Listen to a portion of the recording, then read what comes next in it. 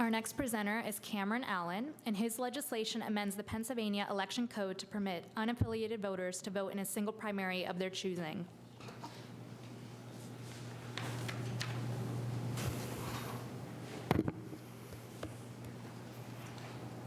Thank you, Sarah, and thank you everyone for coming out. Good morning, everyone. My name is Cameron Allen, and I'm a junior at Arcadia University studying political science and philosophy as a double major.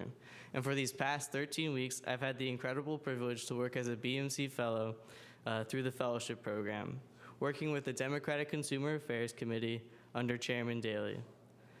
At this time, I'd like to say a few thank yous.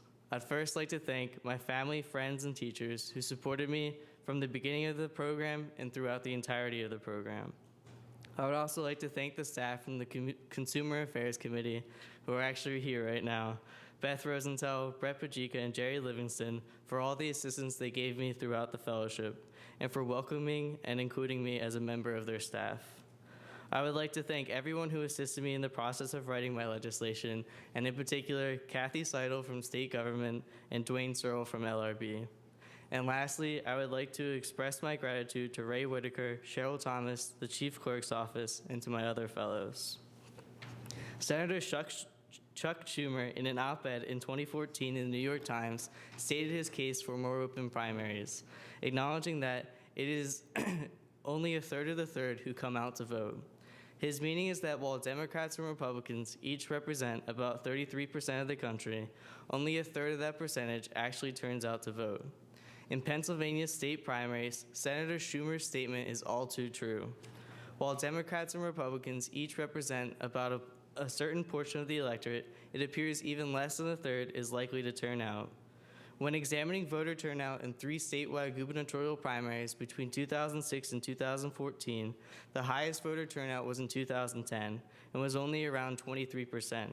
The lowest was in 2006, and it was around 17%. It is a third of the third who come out to vote, and in this case, it's even less than that. Our nation's founding fathers created a system of governance that would be derived with the consent of all the people. George Washington himself had warned in his farewell address of the consequences of partisan division, cautioning that it disrupts the ability of the will of the people to be effectively heard. Pennsylvania's current closed primary system is a testament to George Washington's warning. The closed partisan primaries, decided by only a few, disenfranchises a large group of the electorate from making their choice. Unaffiliated electors represent over 730,000 registered voters in the Commonwealth. And according to the 2015 annual report from the Department of State, registrants listed as other or unaffiliated represent the fastest growing affiliation in the Commonwealth. Yet these voters have no say, and they pay with their tax dollars for these elections. The number of states opening their primaries has greatly increased in the past 2 decades. In 1994, there were 26 states that had closed primaries. Pennsylvania is now just one of 9 states in the country that has a closed primary. The other 41 use 4 other types of primaries with one commonality, allowing unaffiliated voters the ability to vote in the primary. It is time for Pennsylvania to join these other states in the path to allowing all voters a say. If you turn to your packets, you'll see a current map of the types of primaries used across the country according to data from the National Conference of State Legislatures. I'd like to apologize if it's hard to tell the states that are open to unaffiliated voters and those that allow top 2 primary. There are only 4 states that use a top 2 primary. Those are California, Washington, Nebraska, and Louisiana. So hopefully that can help you decipher which ones are which. My legislation has the intent of allowing registered unaffiliated electors, either by absentee or in person, to vote in the primary of their choosing. Specifically, it establishes a procedure for registered unaffiliated electors to, on the day of the election, declare which party they would like to vote in, while maintaining their unaffiliated status. Unless the elector wishes to enroll in that party, in which case they can fill out the prescribed form described in Section 902.2 for the Declaration of Enrollment. I want to take some time to clarify 3 major points about my legislation. The first is, as defined in the legislation, an unaffiliated elector is any qualified registered elector who has not designated an affiliation with a political party. In order to help you understand this, if you again turn to your legislation packets, you'll find a copy of a voter registration form. And highlighted in Section 8 for the option of political party is none. This definition simply states that any registered voter who chose the none option constitutes an unaffiliated elector. This is separate from anybody who chose the other option, who would constitute a third party or independent elector. This legislation specifically only provides for unaffiliated electors to vote in the primary, and I'll explain later why that's the case. The second point I'd like to make is that only already registered unaffiliated electors would have the opportunity to vote on the day of the primary. This means that any person who would like to register unaffiliated and participate in the primary, like any other registrant, would have to file a form 30 days in advance of the primary. My legislation is written in this way to provide the County Board of Elections with the required amount of time to create the district registrars to be used on the day of the primary.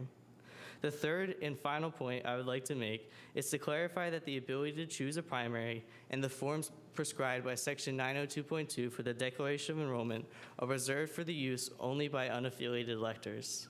This ensures that the proposed primary system does not place an extreme burden on state parties' rights of association. This burden is limited by not allowing direct crossover voting between parties, meaning Democrats will not have the ability to vote in the Republican primary and vice versa. In the past 16 years, there has been an increase in constitutional challenges to states that have open primaries.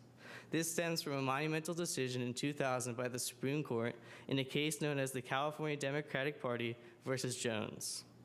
This particular case was against an open primary known as a blanket primary, in which any voter could vote for any candidate regardless of affiliation. The Supreme Court ultimately ruled that a blanket primary system was unconstitutional because of the extreme burden it places on parties' rights of association.